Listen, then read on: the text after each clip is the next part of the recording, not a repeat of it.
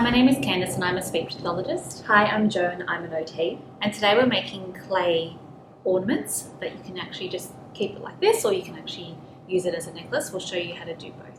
So these are the ingredients that you need for this. 1/4 cup of water, 1/4 cup of salt, just cooking salt, and 1/2 cup of plain flour. You'll also need a bowl and a spoon to mix it all with, and you'll need an oven as well to make sure the clay that you create goes nice and hard. So let's get started. Jo, do you want to do the mixing? I'll do the mixing. So we'll put the dry ingredients first. So 1/2 cup of plain flour goes in. Okay. 1/4 cup of salt goes in. And then we're going to just put a little bit of water at a time. Give Jo a chance to mix it all together.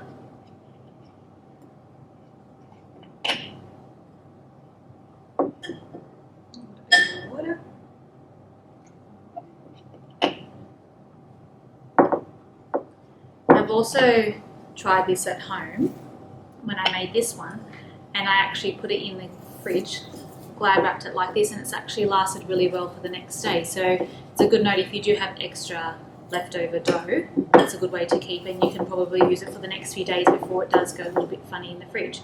But it's a nice way to keep that. I'll just put a little bit, the last little bit.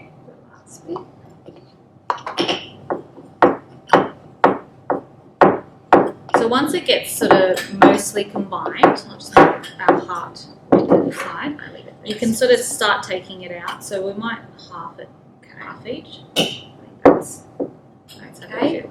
Have a feel, Candice. Yeah, that feels good. So I'm just going to scrape it off the spoon, and then with my hands just sort of squeeze it together. It's just like you're making, if you've made pasta dough or pizza dough. It's very similar to that, but it's just a little bit more grainy because it's got a lot of salt in it. And I'm just going to give half to you to start rolling and squishing with your hands. Thank you. And the other half will go with me.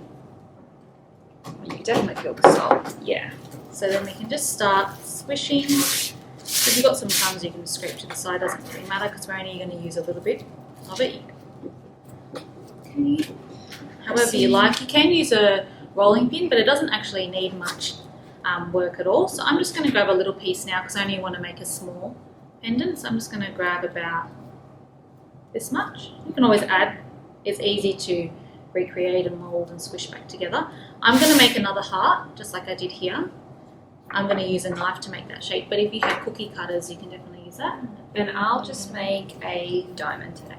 Okay. You're going to use your So hands or no just different. the knife? I might use my hands and the knife. Okay. Just to make it nice and square.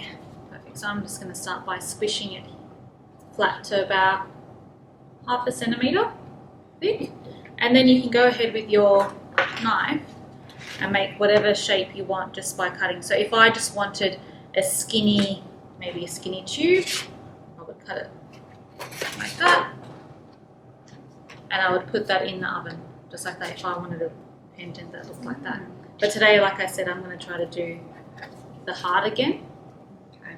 And I'm doing the diamond, so what I've done, I've just flattened it out with my palm, and I'm just cutting 4 straight lines on an angle on my dough to make a diamond shape. So I cut it that way, this way, 3 and 4.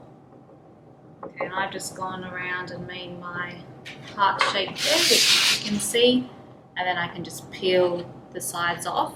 Now once you peel it, because it's not a very straight shape and it's got lots of curves, you can go along with your finger and just pat the side down. You can even, if you're really careful and delicate with it, you can actually just hold it and pat it so it's nice and smooth on the sides, just like that.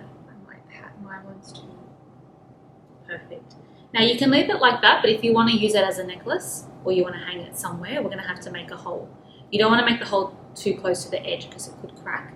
I'm just going to use a pen to make a hole, but you can use a toothpick, anything that's pointy. So I'm going to pop it on the chopping board, and I'm just going to twist my pen in and then turn it around. So I've got the hole on this side, but I'm going to turn it around and make sure it's just as thick on the other side. Okay. Yep, and make sure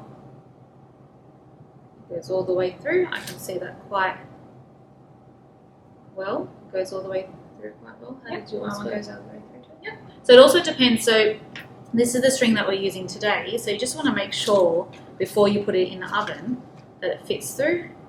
So, yep, mine fits through like that. So it would look something like that when it's complete. So I'll take the string out for now, and I'll show you us putting this on a nice sheet of baking paper and in the oven.